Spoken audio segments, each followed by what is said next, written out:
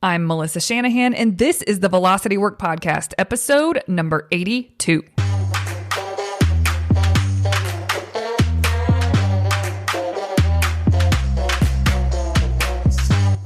This podcast is for attorneys who are running their own firms. We explore tactics, tools, and stories related to pushing past simply lawyering well and into building a successful firm. Working in your firm and working on your business are two very different things. This podcast focuses on the latter. Well, hello and welcome. Can you believe it's March? As you're listening to this, it's March. What? Time is flying. This year is flying, and this is the last month of quarter one, which is very exciting in our world over here because it's just the last push, so to speak. And I don't mean push in a stressful way, just really double down and finish strong in the quarter, not at the cost of you, but be very intentional. This is a really great month to do that. Today's topic will be helpful and in line with how you are thinking about how to finish strong and really set yourself up for Q2 and beyond. We're going to be talking about tracking today, and I don't have a lot to say here, but I want to make sure that this does not get skipped. There are all kinds of ways to make this a complex topic, but it doesn't need to be complex. I'm prepping right now because in Mastery Group, which is the monthly coaching program, and we're centered around quarterly planning, setting goals and rocks, and making progress towards those priorities that we've named every quarter. And then we start again, and every quarter we start again. And one thing that now we've got this framework pretty good for that group. Now we're starting to talk more about metrics and tracking. And it's top of mind for me because I am talking about it more there. And we're planning or prepping right now for the Q2 planning retreat that I'm hosting for them in March. We're doing it on the 18th. And this topic is one that they will have more top of mind because I'm pushing them to. Some of them already have tracking and metrics and they're looking at things. Some of them have a lot to look at and they're not quite sure what to make of it or what to pull or what feels really important. So we focus a lot there. We've been focusing more and we're going to continue to do so. One of the coaching calls as we move forward, typically every month, we will have around tracking, period, and how to be helpful and make sure everyone feels like they are making progress with what they have set up for themselves with tracking. So this has been top of mind for me. And on Clubhouse, which if y'all aren't on Clubhouse, I get it. Like we need another social platform, like we need another hole in the head. But I gotta say, it's been really interesting to connect with law firm owners there because I get to learn more deeply what they're thinking, what they're struggling with, and it's been really helpful. I started up a room impromptu last week that asked law firm owners, okay, what are your barriers to tracking? What feels hard? What feels in the way? Why don't you do it better than you do it now? And for those of you in this room, this is the way I was phrasing it, that do it wonderfully, let's chat. I want to know, how did you kind of get on this track? So I really just wanted to have a conversation to meet people where they were, maybe offer some tips, but at least learn about where they are so I could be helpful. So there was a few takeaways that day from that room, and it inspired this podcast episode to actually happen because it's been top of mind for me anyway. Plus I went there, learned some things from people I don't know. I don't know these law firm owners, and they were sharing some things. So here we go. When it comes to tracking, everybody knows, and you hear all over the place, you should track your metrics. You should measure progress. There's different ways. You should have a tracking dashboard. You should have a tracking portal. You should have a spreadsheet set up that's like robust and has all these things. Listen, there are a few key things that matter, and you need to just focus on that first. So at the moment, I am talking to those of you who don't really track much. You have hunches about the state of things. You have feelings about what things might look like, but you don't have data. And I'm telling you, there's a huge difference between facts and feelings, between numbers and hunches, but it doesn't feel like there's a big difference. It feels like, yeah, I got it. I understand my business. I know what practice area brings in the most revenue. I know what matter type brings in the most revenue. Yeah, but what is that? Do you know what that number is? Do you know by how much more than the second in line, right? Like, if you can't speak intelligently about what's under the hood of the business, it's a good sign that there's an opportunity here for you to really get to know your business. I always frame this as, having a business, it is its own entity. It's a living, breathing entity. And it's important to tend to it and to care for it as if it's a living, breathing entity. For those of you listening to this, where you tend to associate yourself with the business, like you are the business, you have got to start to reframe that. And for some of you, it's as easy as like flipping a switch, like, oh, I am not the business. My firm is the business. I am one of the pieces of that puzzle. And that's that, right? But you can't think of yourself as the business. If you do that, chances are you won't be tracking very much. So you've got to get out of this mindset that you are the business, and you have to start to really focus on looking at the business as an entity. Like if you could draw it on the wall and, like really think about it as its own, it's independent. It is a living, breathing entity. Then you start to make different decisions. Then you want to know about it. Then you get curious. So you almost think about it as I don't know, like bringing some life to it, What if you really want to get to know this entity, what would you want to know? What would you look at? What would you care about to understand the health of that entity? And so it doesn't need to be complex. There are so many things you could track, but there's really basic things that need to be tracked. Period. No matter what. Number one is revenue, and broken down by month. You can break it down even further if you want to, but at least by month, it needs to be broken down. Another one is number of cases opened or number of new clients signed on, right? Number of cases or matters closed or settled, whatever makes sense for your firm, but like finished. That number to many people doesn't seem as important, and that number can be difficult to get if you haven't been closing out the cases properly in your software. But I'm telling you, it's a good number to know. And it may not inform something immediately, but when you start to get to the place where you're projecting and you're planning, it really does help, because then you can have a sense of how long the average length is of that matter, or that matter type, or in that practice area, whatever. So you can have a sense, you can measure that case length. And then you can also use it to kind of gauge how busy things will be in the future, and so anyway, it's a good number to know. It's not going to urgently provide you with something, most likely, but it's a good number to know as an owner. Another one could be, I want you to think about revenue. We talked about revenue. What are the revenue streams in your firm? So that could look like practice areas. So of course, that's an easy way to look at different revenue streams, is you have this practice area and then you have this practice area.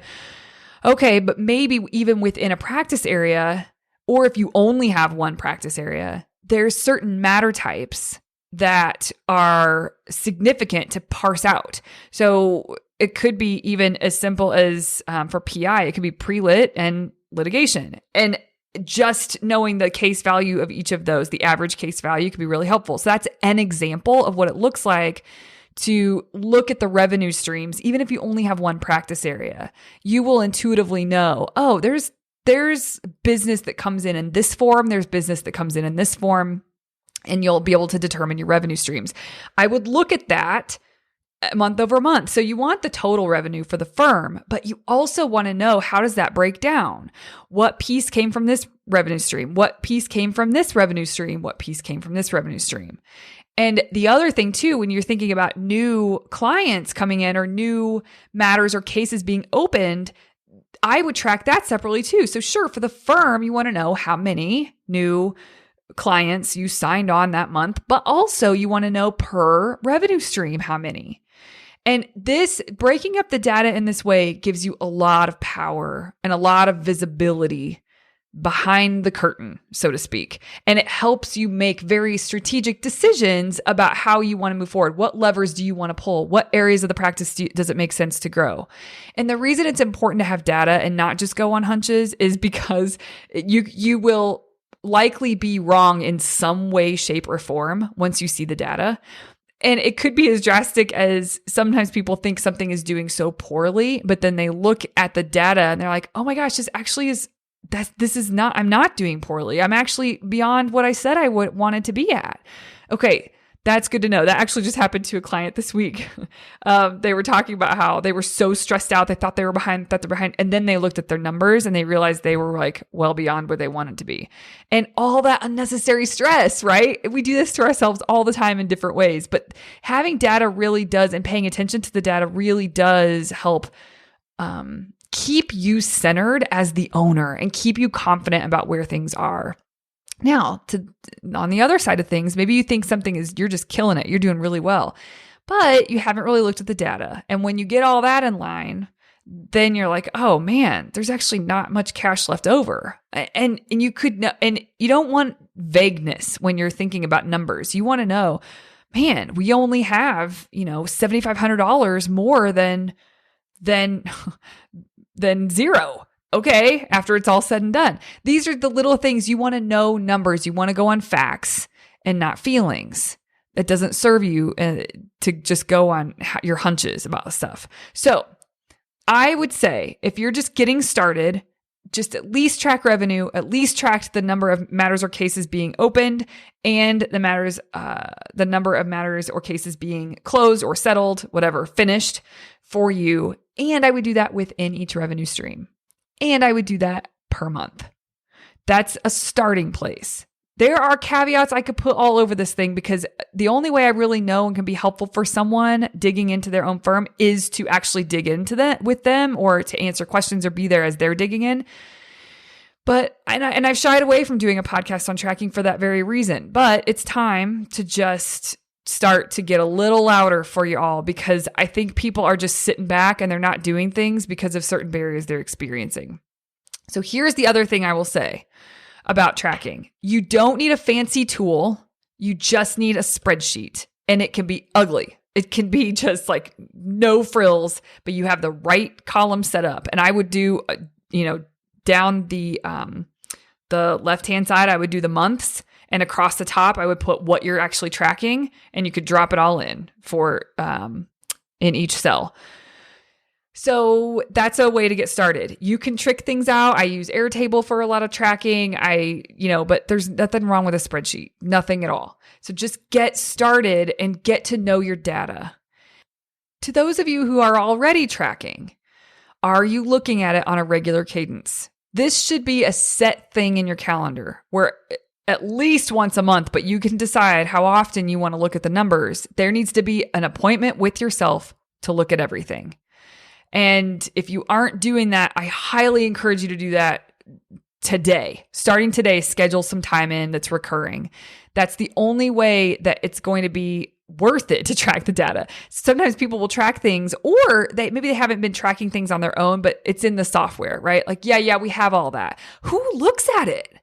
Someone needs to look at this stuff. So you need to schedule time to make sure to look at the information. Maybe it's just you, maybe it's you and a partner or another key person in the firm, but there needs to be time to look at it so that you're very up to speed and it helps inform decisions. And for those of you who do track and you do look at your numbers, is there any areas that seem gray or fuzzy to you still? Is there anything that you're curious about that you don't really have a clear answer to? You think you know what's going on with it, but you're not sure.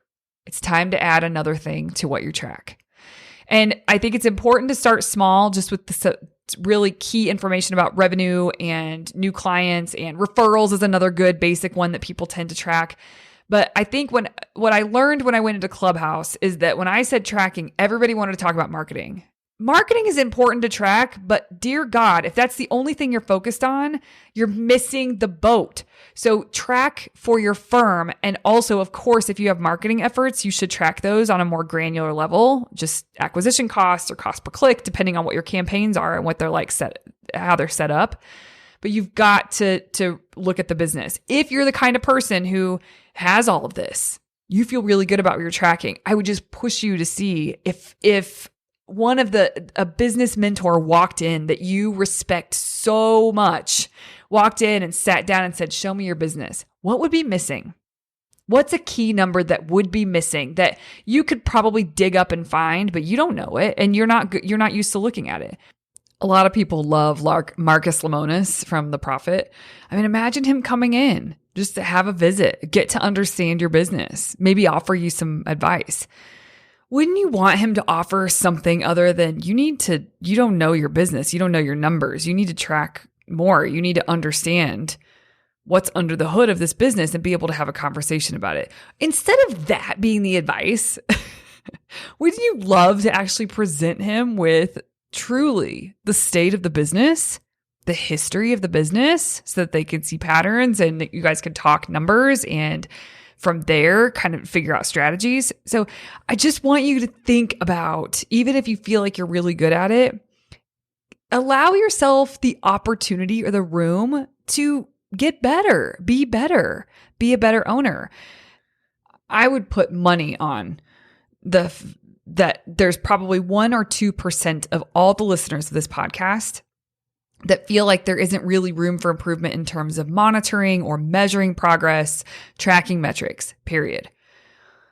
And that's probably even generous. I actually think that there's probably less than that. But this just goes to show that there's room for improvement, but for some reason, we get in our own way. And I am on a mission to figure out what the barriers are, because listen, every time I work with the firm, I don't necessarily know what state the firm is in when we're getting into it. I have hunches because of what the owner or owners have told me, but you don't know until you really get under the hood.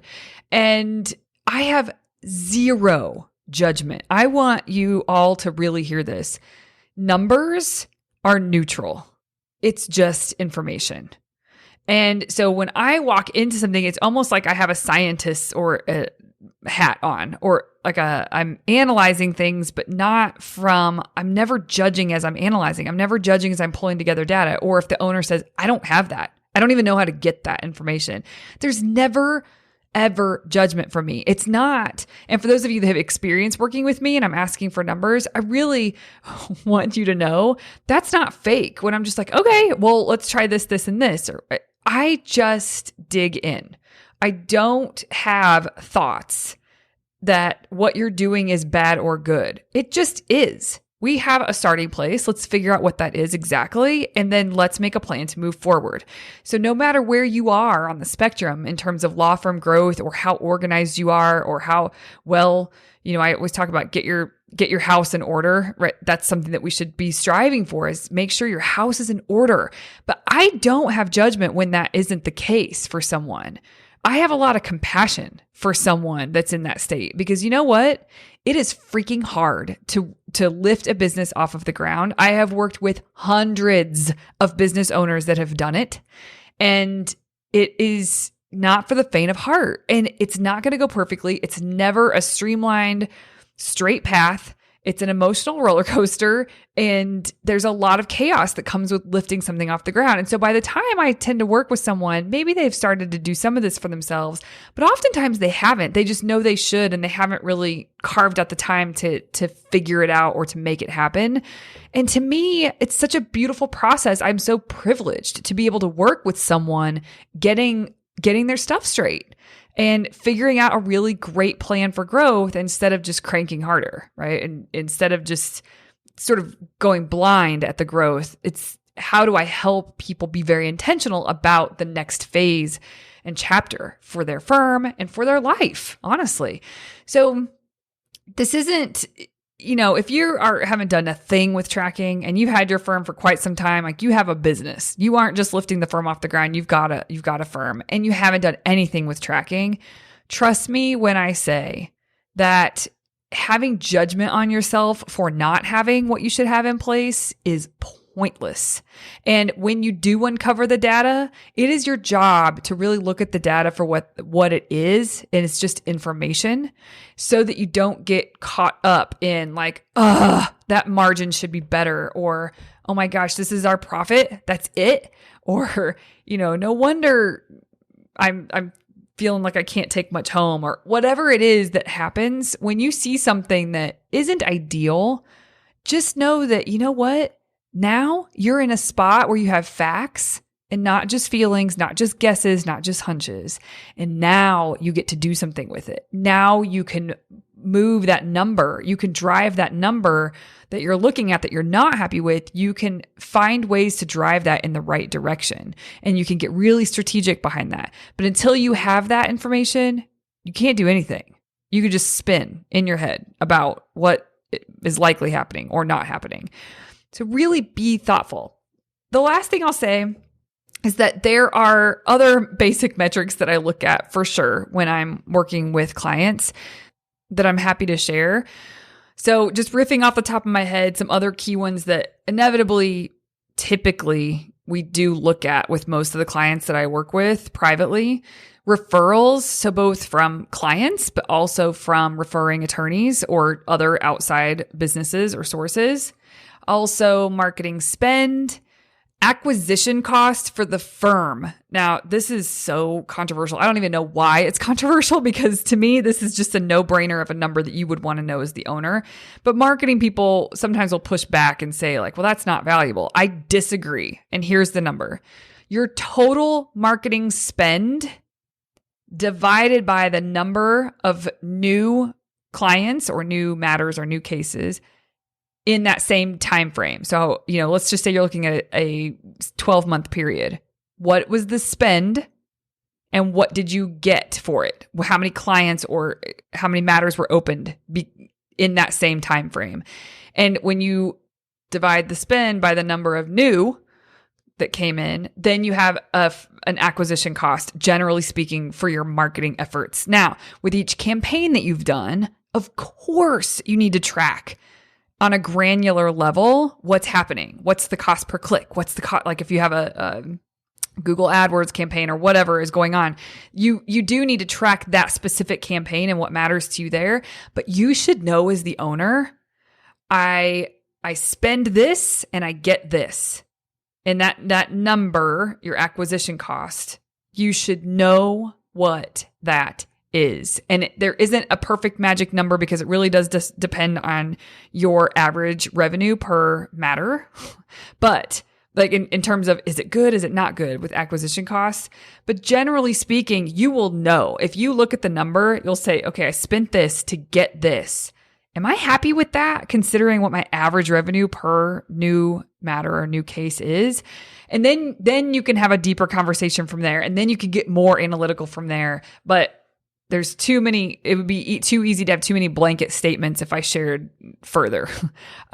So know that number, know what it is, and talk to whoever your mentor is or whoever your marketing guru is, or just figure out for yourself, are you happy with that? And what do you need in order to know if you're right or you're wrong? And don't be so caught up in the details of being right or wrong, but just be curious. That's just it. You just need to be curious and dig into the numbers. Really enjoy this, because this is your business. This is the health of the business. So get curious about all of that. Happy to answer more questions about that on Clubhouse, or you can email follow-up questions. I'll give you a way to do that. But generally speaking, for the firm, you should know an acquisition cost. You should also know your profit margin.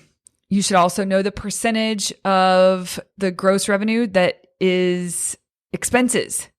You should know the percentage of gross revenue that is taken home by you as the owner or by the partners. And those are good numbers to track. Once you just track them, then you'll be able to see, are we happy with these? Do these make sense? Are these where we want them to be? And if you would like to move the number one way or another, then put some effort behind that. What are the things that you can do to improve that number that you're looking at? But you can't do any of this unless you have the information in front of you. So these are some other things that I look at with clients. All right. I think I've given you plenty to think about for this episode. I want to have more of a conversation around tracking. I have it with private clients. I'm really opening up to having it more and more with my group coaching stuff. And it's something that I'm really familiar with. And there's always more for me to learn as well. But gosh, you guys, just get curious. Get curious about your business. Get curious about the health of things.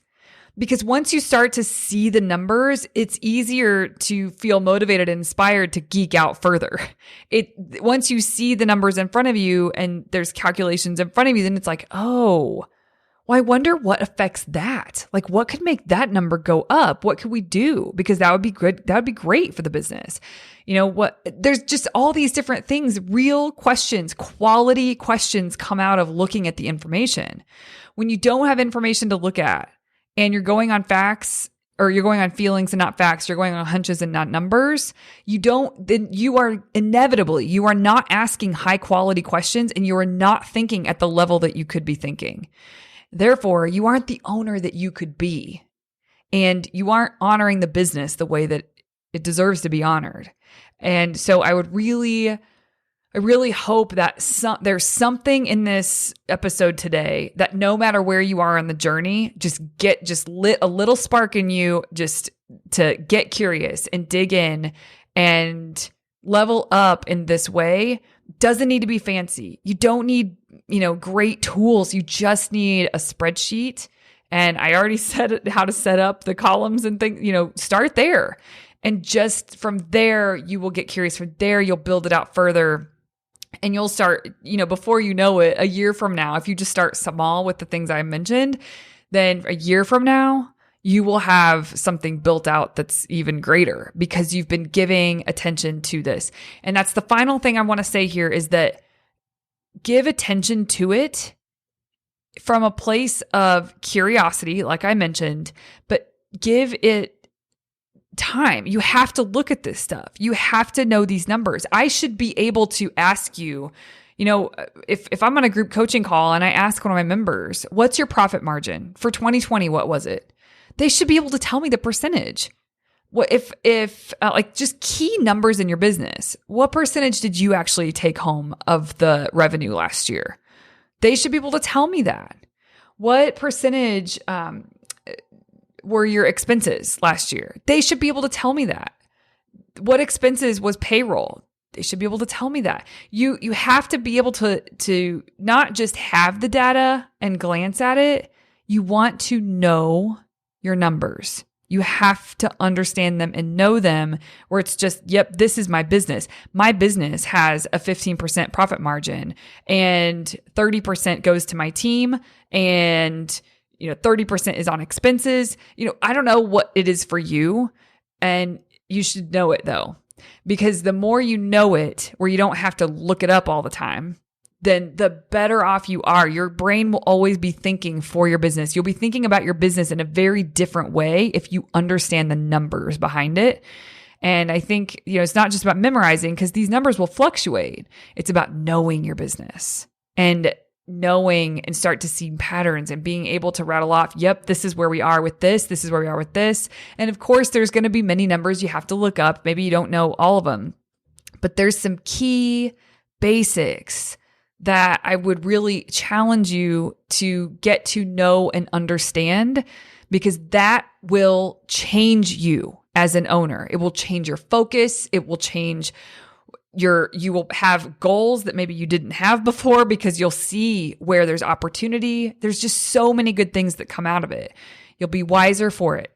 And so hopefully something today, there's a takeaway. I am happy to go deeper on this topic. I've been talking to someone recently thinking about partnering up on maybe a series of classes or something that really help law firm owners get their hands around this.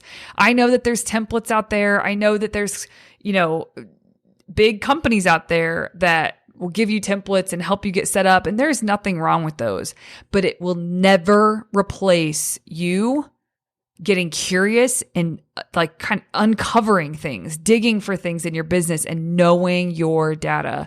There's so many people who've been through those blueprints, who have been through those programs that I interact with, and they don't know their numbers. So somewhere there's a missing link here. Even though it's being taught somewhere, it doesn't mean that it's landing for law firm owners. And that's a bridge I am interested in building. I am interested in closing that gap so that law firm owners have control and have awareness and have agency over what is going on. But you can't have any of that if your head is in the sand. And I know that no one is deliberately, well, I don't know, maybe people are deliberately putting their head in the sand, but most people don't deliberately do that. Life just gets crazy and it gets busy and the firm grows and there's chaos. It's a hustle and a grind.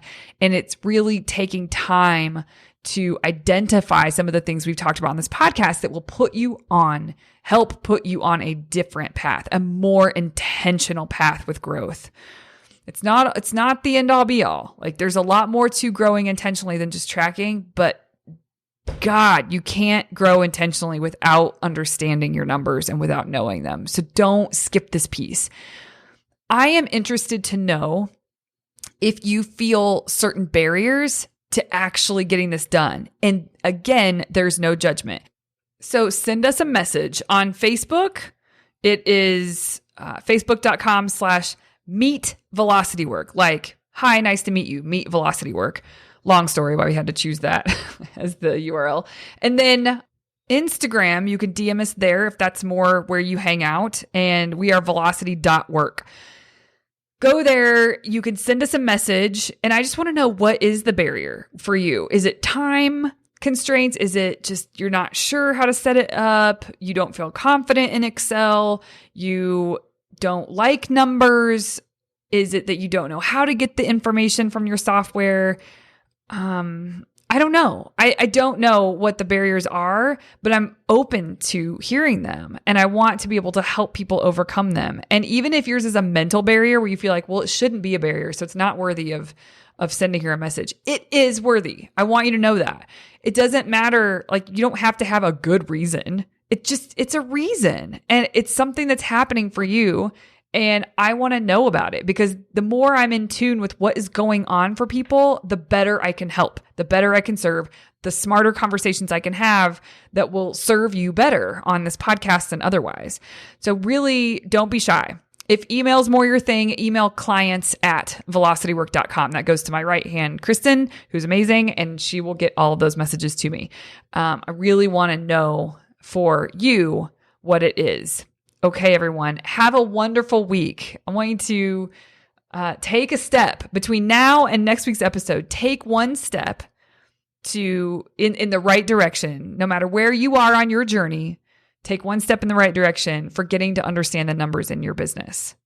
And I should mention this, because if you're interested in Q2 planning and you're interested in accountability and help and support with growing intentionally, and you're under $1 million, it could be a very good option to join Mastery Group. So go to velocitywork.com/join if you want more information about that. There's a monthly option. There's an annual option that gives you an insane discount.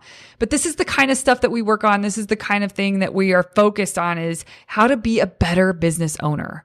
And so March 18th is our Q2 planning session.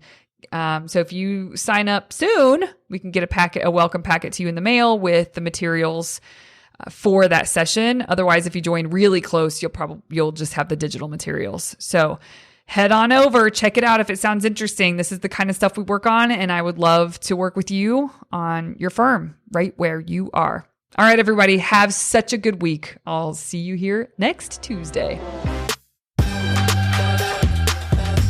Hey there. If you enjoyed this podcast, I highly recommend you come and check out Mastery Group.